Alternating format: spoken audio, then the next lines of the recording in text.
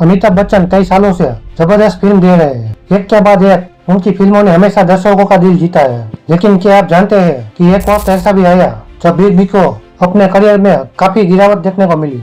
इतना ही नहीं, एक वक्त ऐसा भी आया जब वह कई फ्लॉप फिल्मों के बाद एक्टिंग छोड़ने का फैसला लेते हैं। दरअसल न उनकी फिल्में चल रही थी और न ही जिन फिल्मों को उन्होंने प्रोड्यूस किया वो फिल्में सही जा रही थी। लेकिन इसके बाद उनके पास एक ऐसी फिल्म आई जिससे उसके करियर के ग्राफ को ऊंचाई मिली। इस फिल्म में उनके साथ एक और हीरो थे और वो थे गोविंदा। गोविंदा उस समय स्टार थे, कई फिल्म मेकर्स उनके साथ काम करना चाहते थे। ऐसा कहा जाता है कि उनके साथ काम कर रहे को स्टार को भी अच्छी सक्सेस मिलती थी। बिग बी और गोविंदा ने फिर फिल्म बड़े मियाँ छोटे मियाँ की।